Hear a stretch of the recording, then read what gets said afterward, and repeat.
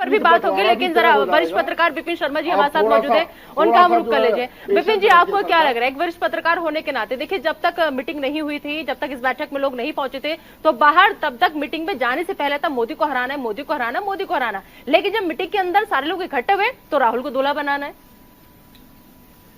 निधा जी, ना पक्ष ना विपक्ष, पत्रकारों को निष्पक्ष होकर बात करनी चाहिए। तो मैं दोनों पहलुओं को उजागर करूंगा। पहली बात है, लोकतंत्र की खूबसूरती है कि हमारा विपक्ष मजबूत हो, सरकार की कमी पेशियां उजागर करे, खामियां उजागर करे, मुकम्मल तरीके से अपनी आवाज उठाए। लेकिन साथ साथ मैं दोनों, क्योंकि दोनों पहलुओं को उजागर करूंगा इस चर्चा में संक्षेप में, कि अगर ये हम मुद्दा क्या है, ये आज चर्चा किस लिए रखी गई है, या ये बैठक पटना में 23 जून को क्यों हुई थी, उसके पीछे मुद्दा था सारा विपक्ष बनाम नरेंद्र मोदी। भले ही हिंदुस्तान में ये प्रेसिडेंशियल चुनाव नहीं होते जैसे अमेरिका में होते हैं, कि वहां प्रेसिडेंशियल डिबेट्स होती हैं रिपब्लिकन्स की और डेमोक्रेट्स की, लेकिन फिर भी यहां पर एक बात तय है कि नरेंद्र मोदी की जो लोकप्रियता है वो देखते ही बनती है, उस पे आप सवाल नहीं उठा सकते। ये जो मोदी मोदी के नारे लगते हैं, क्या किसी को पैसे देके ऐसे नारे लगाए जा सकते हैं? देश विदेश में हर एक जगह। तो ये बात स्वीकार कर लेनी चाहिए।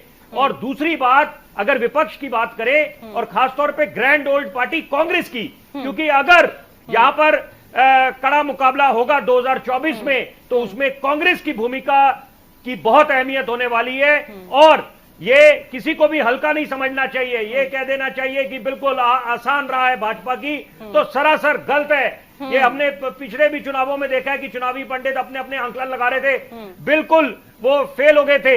मैं कर्नाटक का उदाहरण देना चाहता हूं। बार बार बोला जा रहा था कांटे की टक्कर होगी, बराबर का मुकाबला होगा, अंत में तो एक तरफा मुकाबला हुआ जो परिणाम आए थे। तो यहां पर बहुत बढ़िया तरीके से कांग्रेस की वापसी हुई है, पहले हिमाचल में वापसी हुई है।